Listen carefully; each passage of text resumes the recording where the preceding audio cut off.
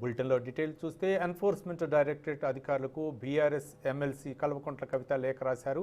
ఈ నెల 15 తర్వాత విచారణకు హాజరవుతారని ఆమె లేఖలో స్పష్టం చేశారు. మార్చి 9న విచారణకు హాజరు కావాలన్న ఈడీ నోటీసులపై ఆమె స్పందించారు. ఈ నెల 9, 10వ తేదీన ఢిల్లీలో జంతర్ మంతర్ వద్ద దీక్ష ఉన్నందున విచారణకు మరికొద్ది సమయం కావాలని కవిత కోరారు. ముందస్తు అపాయింట్మెంట్స్ ఉన్నందున ఆ సమయంలో విచారణకు హాజరు కాలేనని తెలిపింది. ఈ లేఖకు ఈడీ ఎలా స్పందిస్తుంది అనేది ఉత్కంఠంగా బీఆర్ఎస్ వర్గాల్లో నెలకొంది.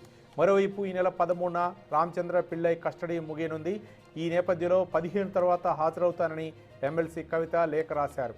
ఇక ఇద్దరిని ఒకేసారి విచారించాలని షెడ్యూల్ పెట్టుకున్న ఈడీ అధికారులు పిళ్ళై కస్టడీని పొడిగించనున్నట్లు తెలుస్తోంది.